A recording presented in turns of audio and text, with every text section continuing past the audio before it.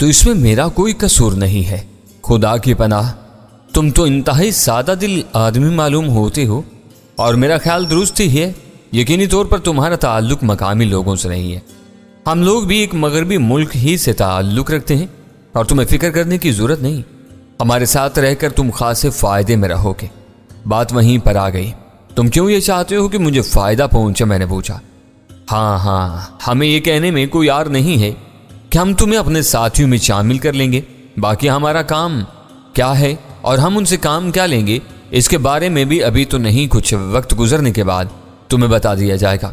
ویسے تم ایک بات سمجھ لو، تمہاری زندگی خطرے میں بھی پڑ سکتی ہے۔ ٹونی نے کہا۔ کیسا خطرہ؟ میں نے سوال کیا۔ میرے دوست، مجھے شاید حیرت ہے، شکل و صورت اور لباس سے تم کس قدر اجنبی سے محسوس ضرور ہو رہے ہو، لیکن تمہارا تعلق کسی ایسے علاقے سے ہوگا جہاں جدید دنیا کی کوئی بات نہیں سمجھی جا سکتی ہوگی۔ تمہاری بستی کے قوانین نہ جانے کیا ہوں، اور اس دنیا کے قوانین ذرا مختلف ہیں۔ یہاں پر کسی کو یہ اجازت نہیں ہے کہ کسی دوسرے کو کوئی جسمانی تکلیف پہنچائی جائے۔ تم نے گلزماں کو مارا پیٹا اور اس الزام میں تمہیں گرفتار کر لیا گیا ہوگا، لیکن اب پولیس کے ساتھ تم جو کچھ کر آئے ہو، اس کے بدلے میں وہ لوگ تمہیں کہیں کا بھی نہیں چھوڑیں گے۔ مجھے اس بات کی پرواہ نہیں ہے۔ انہوں نے مجھے دوبارہ گرفتار کرنے کے لیے جو کر سکتے تھے کیا اور ناکام رہے۔ آئندہ بھی وہ ناکام ہی رہیں گے۔ نہیں میرے دوست، ٹونی مسکرایا، تم نہیں سمجھتے کہاں تک ان کے ہاتھوں سے بچو گے۔ ان کی تعداد بے پناہ ہوتی ہے۔ وہ زمین کے چپے چپے پر تمہارا تعاقب کریں گے اور تمہیں چین سے نہیں بیٹھنے دیں گے۔ مجھے تو تمہارے لیے بہت کچھ سوچنا پڑے گا۔ ممکن ہے پولیس والوں میں سے بھی کوئی ہلاک ہو گیا ہو۔ اگر ایسا ہوا تو تم قاتل کہلاؤ گے، اور ایک قاتل کے لیے کوئی پناہ نہیں ہوتی۔ میں سنجیدگی سے سوچنے لگا، واقعی قاتل کے لیے پناہ پہلے بھی نہیں ہوا کرتی تھی، لیکن اب لوگ کچھ جدید ہیں اور میں اس ماحول سے ذرا ناواقف۔ چنانچہ یہ حماقت تو مجھ سے ہو ہی گئی تھی کہ میں نے اتنی سخت مزاجی سے کام لیا، اور اب اگر زمین کے اس حصے پر میرے لیے کوئی پناہ گاہ نہ ہو اور مجھے ہر وقت ان لوگوں سے الجھنے رہنا پڑا تو پھر کیا ہوگا؟ ابھی تو سلانوس کی تلاش بھی باقی تھی۔ چنانچہ چند ساتھ کے بعد میں نے گردن اٹھائی اور اب میرا انداز بدلا ہوا تھا۔ ٹھیک ہے ٹونی، اگر یہ بات ہے تو میں تمہاری دوستی کی پیشکش کو قبول کرتا ہوں۔ دراصل میں اس دنیا کو کچھ دیکھنے آیا تھا، اور اگر اس سلسلے میں مجھے ایسی الجھنیں پیش آ جائیں کہ میں کچھ دیکھنے کی بجائے ان لوگوں سے چھپتا پھروں تو یہ زیادہ دلکش بات نہیں ہوگی۔ میں تمہاری ہدایت پر عمل کرنے کے لیے تیار ہوں۔ ٹونی خوش ہو گیا تھا، اس کے ساتھ پنکی بھی مسکرانے لگی تھی۔ پھر پنکی نے کہا، میرا خیال ہے ٹونی یہ ہمارے لیے بہترین ساتھی ثابت ہوں گے۔ بیچارے یہاں کے ماحول اور حالات سے ناواقف ہیں، اس لیے انہیں فی الوقت کسی معصوم بچے کی طرح تربیت دینی پڑے گی۔ اگر تم چاہو تو انہیں اپنے ساتھ ہی رکھ لو۔ ہاں کیوں نہیں؟ ظاہر ہے اب تو یہ ہمارے دوست بن چکے ہیں، ان کی ہر قسم کی امداد کرنا ہمارا فرض ہے، ٹونی نے کہا۔ پھر میری جانب دیکھتے ہوئے بولا، ارے ہاں تم نے اپنا نام تو بتایا ہی نہیں۔ لوگ مجھے پورنا کے نام سے پکارتے ہیں، میں نے جواب دیا۔ پنکی مسکرانے لگی۔ پورنا بڑا ہی عجیب نام ہے، میں نے تو آج تک ایسا نام نہیں سنا۔ پنکی پلیز فضول باتوں سے گریز کرو، ٹونی نے پنکی کی بات درمیان ہی سے کاٹتے ہوئے کہا۔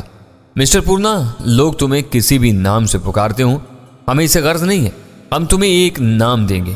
پنکی تم اس کے لیے مناسب سا نام تجویز کرو۔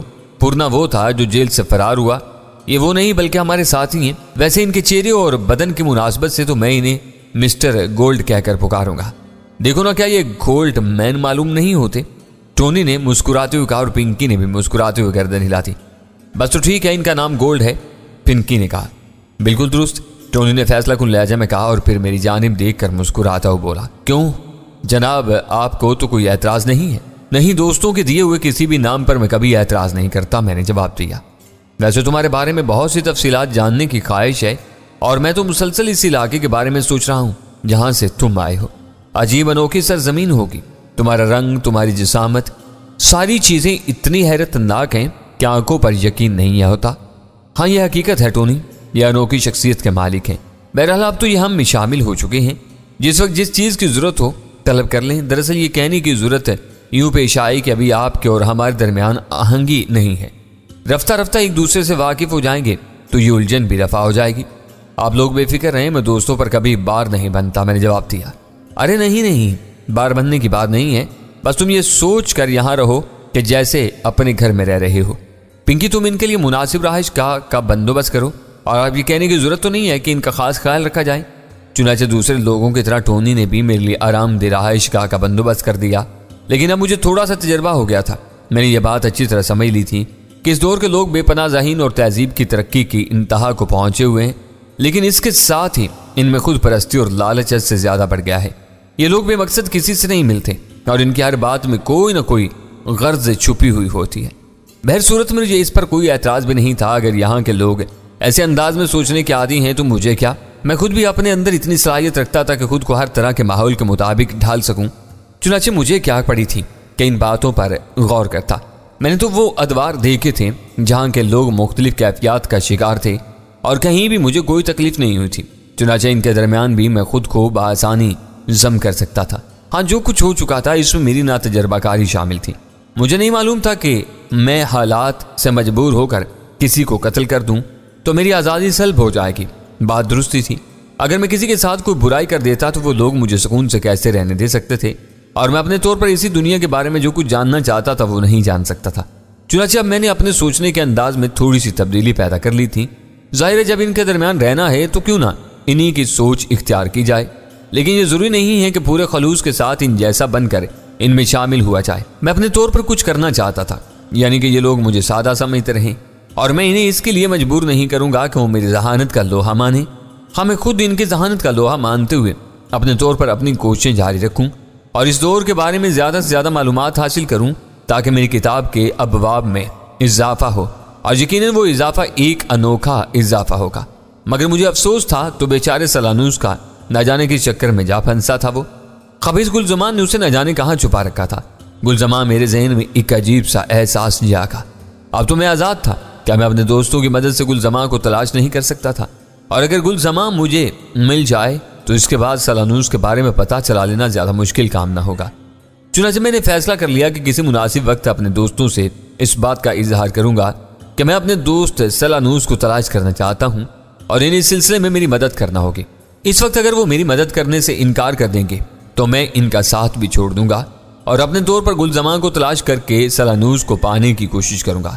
یہ ٹھیک ہے کہ انہوں نے میری مدد کی ہے اور اسی وقت مجھے پولیس کے چنگل سے نکال لائے تھے جب میں خاصا الجھ گیا تھا، ورنہ وہ پولیس کے اور بھی آدمیوں کو قتل کر دیتا۔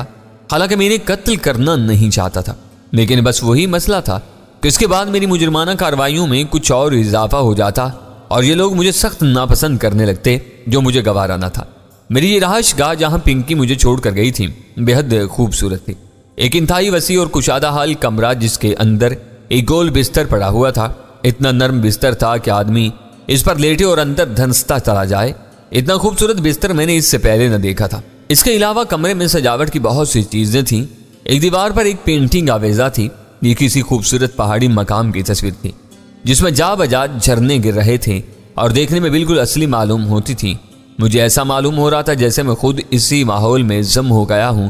اس کے علاوہ حسین ترین پردے اور رہائش گاہ کا دوسرا سامان سکون ہی سکون تھا، اور اس پرسکون ماحول میں نے بہت سا وقت گزارا، یہاں تک کہ رات ہو گئی اور دوسری صبح ناشتے کی میز پر ٹونی اور پنکی دونوں موجود تھے۔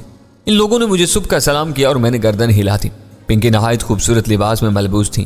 یہ لباس خاصا باریک تھا، اتنا باریک کہ اس سے جسم کا ایک ایک عضو جھلک رہا تھا۔ اس کے بال ایک خوبصورت ربن میں بندھے ہوئے تھے اور نہ جانے اس نے کیا کیا پہن رکھا تھا۔ ٹونی بھی خوبصورت سوٹ میں ملبوس تھا۔ ناشتہ کی میز پر ان دونوں نے میرا مسکراتے ہوئے استقبال کیا اور پنکی نے مجھ سے پوچھا، کہو ڈیئر گولڈ، تمہیں کوئی تکلیف تو نہیں ہے؟ نہیں بھائی، یہ رسمی بات ہے، مجھ سے نہ کیا کرو۔ حالانکہ جو حسین ماحول تم نے میرے لیے مہیا کر دیا ہے، میں نے اس قسم کے خوبصورت ماحول میں بہت کم وقت گزارا ہے، لیکن اگر یہ نہ بھی ہوتا تب بھی میں ہر لحاظ سے زندگی گزارنے کا عادی ہوں۔ تم ایک جفاکش انسان معلوم ہوتے ہو، تمہارے ہاتھ پاؤں سے پتہ چلتا ہے، ٹونی نے کہا، لیکن اس کے ساتھ ہی ہمارے ذہن میں تمہاری طرف سے کچھ الجھنیں باقی ہیں۔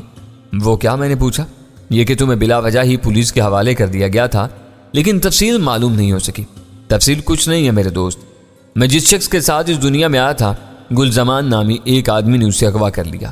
میں اپنی دنیا میں ایک طاقتور آدمی کی حیثیت سے پہچانا جاتا تھا۔ یہاں آیا تو میں نے کچھ لوگوں کو ایک دوسرے سے کشتیاں لڑتے دیکھا، تب مجھے پتا چلا کہ یہاں پر اس طرح لڑنا کاروبار کی حیثیت رکھتا ہے۔ گلزمان نے مجھ سے معاہدہ کرنے کی کوشش کی اور کہا کہ میں اس کے لیے کشتیاں لڑا کروں۔ میں سوچ بھی نہ سکتا تھا کہ یہ فن بھی کاروباری طور پر استعمال کیا جا سکتا ہے۔ میں نے اس کی بات مان لی اور کچھ عرصے کے بعد گلزمان کو میری کسی بات پر اختلاف پیدا ہو گیا، لیکن مسٹر ٹونی، میں اختلاف برداشت کرنے کا عادی نہیں ہوں۔ میں نے اس کے ساتھ رہنے سے انکار کر دیا، تب اس نے میرے معصوم دوست کو غائب کرا دیا۔ क्योंकि मुझ पर काबू नहीं पा सकता था। जब मैंने उससे अपने दोस्त का मुतालबा किया तो उसने कुछ बताने से साफ इनकार कर दिया और मुझे मजबूर करने की कोशिश की कि मैं उसका गुलाम बन जाऊं, और भला ये बात मैं क्यों कर गवारा कर सकता था। चुनांचे मैंने उसे मारा और खूब मारा, और वो लोग जिसे तुम पुलिस का नाम देते हो, इन्होंने मुझे पकड़कर इसी जगह बंद कर दिया जो मुझे पसंद न थी, और जाहिर है मैं वहां से निकल आया। मैं कभी भी ऐसी जगह रहना पसंद नहीं करता जो मुझे पसंद नहीं होती, और इन बंद कमरों से तो मुझे निकलना ही था। चुनांचे मैं निकल आया। यह है पूरी दास्तान, इसके अलावा और कुछ नहीं, मैंने जवाब दिया। पिंकी और टोनी दोनों मुस्कुराने लगे। खूब, टोनी हंसते हुए बोला, दरअसल तुम शेर हो, जंगल के शेर, और जंगल का शेर कब कबूल करता है। लेकिन बेफिक्र रहो मेरे दोस्त, दरअसल तुम शेर हो, जंगल के शेर, और जंगल का शेर कैद कब कबूल करता है। लेकिन बेफिक्र रहो मेरे दोस्त, हमारे दरमियान तुम्हें यह एहसास न होगा कि तुम पर किसी भी किस्म की कोई पाबंदी है। हाँ, ये तो बताओ कि तुम अपनी दुनिया से सिर्फ ये दुनिया देखने के लिए आए हो या यहाँ मुस्तकिल रहने का इरादा रखते हो। मेरी अपनी दुनिया में ये सारी दिलचस्पियां नहीं हैं जो यहाँ की दुनिया में मौजूद हैं। तुम्हारे इस माहौल में थोड़ी सी खराबियां जरूर हैं, लेकिन इसके बावजूद ये माहौल बेहद दिलकश है। इसकी तब्दीलियां इतनी ताज्जुब खेज हैं कि मेरा यहाँ से जाने को दिल नहीं चाहता। मैं ये सोचता हूँ कि यहाँ रह जाऊँ और यहाँ रहकर यहाँ के बारे में पूरी मालूमात हासिल करूँ। इस सिलसिला में मुझे कोई ऐसी साथी, कोई ऐसा दोस्त दरकार है जो मुझे यहाँ के बारे में मुकम्मल तफसीलात समझा सके, और मुझे अगर कोई ऐसा दोस्त मिल जाए तो मैं इसके साथ हर किस्म का ताउन करने को तैयार हूँ। टोनी ने पुरख्याल अंदाज में गर्दन हिलाई, फिर बोला, लेकिन मेरे दोस्त, इस दुनिया में एक बहुत बड़ी खराबी है। वो क्या? यहाँ हर वो शख्स खुश व खुरम रह सकता है जो कोई काम करे, ख्वाह वो काम कैसा ही क्यों ना हो। यहाँ मजदूर होते हैं जो इमारतें बनाते हैं, इन्हें इतना मुआवजा मिलता है कि वो रोटी खाएं और सो जाएं, पहनने को अच्छे कपड़े नहीं मिलते, और ना ही जिंदगी की दूसरी आसाइशें। इनके अलावा मुख्तलिफ काम होते हैं, लेकिन हर काम की नौइयत मुख्तलिफ होती है। कुछ काम ऐसे होते हैं जिनमें आदमी बहुत ज़्यादा कमाता है, और कुछ काम ऐसे होते हैं जिनमें इंसान बहुत कम आमदनी हासिल करता है। तुम जैसा आदमी जो गैर मामूली खसूसियात का मालिक है या आराम की ज़िंदगी गुजार सकता है, हम तुम्हारे दोस्त हैं। एक तवील अरसे तक तुम्हारी खिदमत कर सकते हैं, लेकिन दोस्त होने की हैसियत ही से हम तुम्हें एक मशवरा भी देना चाहते हैं। ज़रूर, मैंने फराग दिली से कहा। कुछ काम करो। कैसा काम? मैंने पूछा। ऐसा काम गोल्ड जिससे तुम्हें एक बेहतर जिंदगी हासिल हो सके, तुम एक अच्छी जिंदगी गुजार सको और किसी के मोहताज ना रहो। लेकिन मैं तो इस दुनिया में अजनबी हूँ टोनी, और यहाँ के क्लबों से वाकिफ भी नहीं, और ये भी नहीं जानता कि काम किस तरह हासिल होगा और इसके लिए मैं क्या कर सकूँगा। ओह, तो ये कोई मुश्किल काम नहीं है डियर गोल्ड। हम तुम्हारे दोस्त हैं, अगर इस वक्त तुम्हारा साथ नहीं देंगे तो फिर किस वक्त देंगे? हम जब तुम्हारे साथ ताउन कर सकते हैं, तुम्हारी मदद कर सकते हैं, तो क्यों ना करें। अगर तुम पसंद करो तो हम ऐसा कर सकते हैं कि तुम जिंदगी का हर बोझ हमारे कंधों पर डाल दो और वो करते रहो जो हम करते रहें। ठीक है, मुझे एतराज़ नहीं है, लेकिन मैं तुम्हें अपनी फितरत के बारे में बता चुका हूँ। बिल्कुल बेफिक्र रहो मेरे दोस्त, तुम्हारी इस फितरत का पूरा ख्याल रखा जाएगा। तुम्हें कभी कोई ज़हनी कोफ्त या शिकायत नहीं होने दी जाएगी। टोनी ने जवाब दिया। तब तुम भी बेफिक्र रहो टोनी, मैं भी अपने दोस्तों को कोई तकलीफ देना पसंद नहीं करता। ठीक है, टोनी ने मुस्कुराते हुए कहा, और उसके बाद हम लोग नाश्ते में मसरूफ़ हो गए। नाश्ता उम्दा किस्म का था, नित नई चीज़ें थीं जिनके बारे में मैंने कभी सुना भी नहीं था। बहरहाल बेहद लजीज थी। मैं तो ज़िंदगी की हर लज्जत से आशना होना चाहता था। मैं ज़िंदगी के अदवार तय कर रहा था, और इन गुजरते हुए अदवार में मेरे सामने जो कुछ आता था मैं इससे लुत्फ़अंदोज़ होता था। नाश्ते के बाद टोनी ने मुझसे इजाज़त मांगी और कहने लगा, मैं तुम्हारे लिए जल्द ही किसी बेहतर ज़िंदगी का बंदोबस्त करूँगा, तुम बिल्कुल बेफिक्र रहो। पिंकी तुम्हारा पूरा ख्याल रखेगी। मैं ज़रा बाहर जा रहा हूँ। ठीक है, तुम जाओ, मैंने जवाब दिया, और टोनी नाश्ता की मेज़ से उठकर खड़ा हुआ। फिर उसने पिंकी की जानिब देखा और बोला, डियर पिंकी, मैं जा रहा हूँ, लेकिन मेरे दोस्त गोल्ड को कोई तकलीफ ना होने देना। ये इतना उम्दा इंसान है कि मैं इससे बेपनाह मोहब्बत करने लगा हूँ। टोनी ने अल्फाज अदा किए तो एक अजीब सी मुस्कुराहट मेरे होंठों पर फैल गई। मैंने टोनी के लबो लहजे में खलूस की चाशनी को नहीं पाया था, और सदियों का तजर्बा इस बात का गवाह था कि टोनी भी इन लोगों में से था जो किसी गर्ज के बगैर किसी से मोहब्बत का इजहार नहीं करते। बिलाशुबा इसके जहन में मेरे लिए कोई ख़ास बात थी, लेकिन न जाने ये बेवकूफ़ लोग मुझे क्या समझते थे, और ये तो मेरी कोशिश ही थी कि ये लोग मुझे ज़्यादा ज़हीन और चालाक न समझें, ताकि मैं इनकी मर्ज़ी के मुताबिक रह सकूं और अपनी मर्ज़ी के मुताबिक मालूमात हासिल कर सकूं। टोनी चला गया और पिंकी मेरे पास रह गई। बड़ी दिलकश लड़की थी वो, और इसके अंदाज में ज़्यादा मोहताती नहीं थी। उसने मखसूस अंदाज से अपने खूबसूरत बालों को चेहरे से पीछे किया और बोली, आओ गोल्ड, उठते हैं, बातें करते हैं। ठीक है, میں نے کہا اور تعاون کے انداز میں شانے ہلاتا ہوا اٹھ کھڑا ہوا اور پھر مجھے وہ لیے ہوئے ایک نشست گاہ میں آ کر بیٹھ گئی۔ ہمیں کوئی خاص کام تو نہیں ہے، بس تفریحی باتیں اور تفریحی مشاغل، اس نے کہا۔ ظاہر ہے میں اس بات کا کیا جواب دیتا، میں نے گردن ہلا دی تھی۔ خود تمہارے مشاغل کیا ہیں گولٹ؟ اس نے پوچھا۔ میں آپ کو بتا چکا ہوں پنکی، میں جس دنیا سے آیا ہوں وہ سیدھے سادے لوگوں کی دنیا تھی۔ وہاں نہ مشاغل نام کی کوئی چیز تھی اور نہ یہ تفریحات تھیں۔ ہاں، زندہ رہنے کے لیے لوگ اپنے آپ میں مگن ضرور رہتے تھے، چھوٹے چھوٹے کھیل، معصوم سی تفریحات۔ یہاں کر تو مجھے یہ ساری مصروفیات اور ہمہ ہمی دیکھ کر شدید حیرت ہوئی ہے، یقیناً ہوگی۔ ویسے میں اس پرسکون بستی کے تصور سے بڑی متاثر ہوں جہاں تم رہتے ہو گے۔ تم جیسے حسین اور سادہ دل لوگوں کی وہ بستی کس قدر دلکش ہوگی، یہ احساس میرے ذہن میں بھی ہے۔ ہاں، ہماری بستی مسائل سے دور ہے، لیکن اس کے برخلاف یہاں بہت سی دلکش چیزیں ہیں، اس کے باوجود بھی توازن برابر ہے۔ کیا مطلب؟ پنکی نے سوال کیا۔ ہماری بستی میں جگہ جگہ قتل نہیں ہوتے، لوگ ایک دوسرے کے بہت زیادہ دشمن نہیں ہوتے، ہماری بستیوں میں مسائل بھی نہیں ہوتے، اس کے علاوہ حسن بھی بے پناہ ہے۔ خوب، تو تم ان چیزوں کو محسوس کرتے ہو؟ پنکی نے مسکراتے ہوئے کہا۔ کیوں نہیں، میں نے ان انسانوں سے علیحدہ ہونے کا دعویٰ تو نہیں کیا، اس لیے میرا حسن سے متاثر ہونا فطری امر ہے۔ ٹھیک ہے، یقیناً تمہاری بستی کے سادہ اور معصوم لوگ ایک دوسرے سے محبت تو کرتے ہوں گے؟ پنکی نے پوچھا۔ بے شک ہم لوگوں میں بڑی یگانگت ہے، میں نے جواب دیا۔ صرف یگانگت؟ اس نے سوال کیا۔ ہاں، یگانگت کو تم محبت کا نام بھی دے سکتی ہو۔ محبت کے تو مختلف انداز ہوتے ہیں گولڈ، پنکی نے مسکراتے ہوئے کہا۔ میں نہیں سمجھا۔ محبت آپس میں رشتوں کی مناسبت سے بھی کی جاتی ہے، اور بعض اوقات کسی ایسی شخصیت سے بھی جو ہمارے سینے میں اتر جاتی ہے اور ہمیں بہت دلکش لگتی ہے۔ اگر تم میرا مقصد نہیں سمجھ رہے تو مجھے بتاؤ۔ ہاں، کچھ اور وضاحت سے بتاؤ، میں نے سوال کیا۔ حالانکہ اس نوجوان لڑکی کا مقصد میں بخوبی سمجھ رہا تھا، اس کا وہی مقصد تھا جو ہر لڑکی کا ہوتا ہے۔ بے وقوف میرے صدیوں کے تجربے سے کھیل رہی تھی، وہ نہیں جانتی تھی کہ میرے تجربات کہاں تک ہیں، اور مجھے بھی اس طرح اپنے آپ کو معصوم اور سادہ لوح ثابت کرنے میں مزہ آ رہا تھا۔ پنکی چند ثانیے ایسے دونوں ہونٹ چوستی رہی، یہ اس کا مخصوص انداز تھا، اور پھر ایک دم مسکرا کر بولی، تمہاری بستی کی لڑکیاں بھی تمہاری طرح حسین ہوں گی؟ پنکی نے سوال کیا۔ ہاں، جیسے ہم لوگ ہیں ویسی ہی وہ ہوتی ہیں۔ گڈ، تم نے کسی لڑکی کو پسند نہیں کیا؟ کیا ہے؟ کیا مطلب ہے؟ وہ تمہارے ساتھ تو نہیں ہے؟ ساتھ رہنا ضروری تو نہیں ہے، میں نے جواب دیا۔ کیا تم اس کی قربت حاصل کر چکی ہو؟ پنکی نے بے باکی سے کہا۔ قربت حاصل کرنے کا ایک مخصوص تصور ہے، وہاں تک تو میں نہیں پہنچ سکا، لیکن تمہارے دل میں اس کی محبت تو ہوگی۔ تھی، اب نہیں ہے۔ کیوں؟ اس لیے کہ میں وہاں سے چلا آیا۔ تمہارے وہاں سے آنے پر افسوس نہ ہوا ہوگا؟ کیوں، اس میں افسوس کی کیا بات ہے؟